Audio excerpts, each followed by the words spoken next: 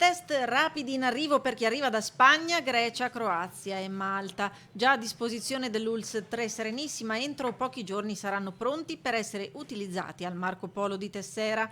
Una novità che si aggiunge alla rivoluzione in corso per permettere i tamponi ai viaggiatori che arrivano dalle zone a rischio, che per ridurre i tempi possono evitare di andare ai punti territoriali e farsi direttamente eseguire il test negli scali aeroportuali. Servizio messo a punto da 3 giorni e preferito dal 67% dei passeggeri che arrivano qui.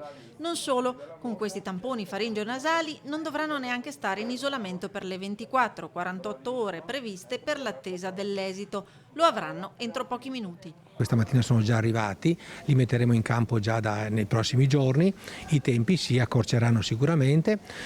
Fate il conto che un tampone normale si viene esaminato nelle 24-48 ore, con il test rapido il risultato è attorno ai 10 minuti.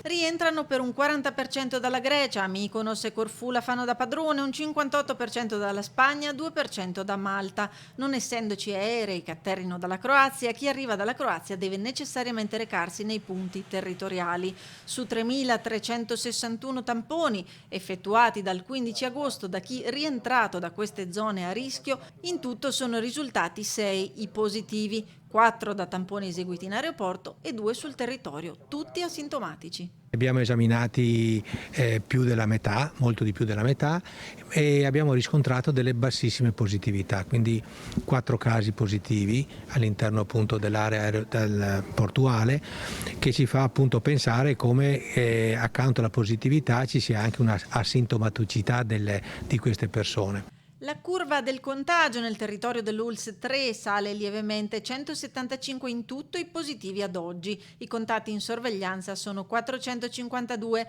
12 i ricoverati in area non critica, tutti al Covid Hospital di Dolo, di cui 8 sono gli ospiti della casa di riposo Scuola dei Battuti. L'azienda sanitaria presenta oggi 2,8 casi di positività ogni 10.000 abitanti. Fra i positivi si registra un abbassamento dell'età media da 60 a 40 anni e una diminuzione della sintomatologia. Il 72% dei positivi non ha sintomi.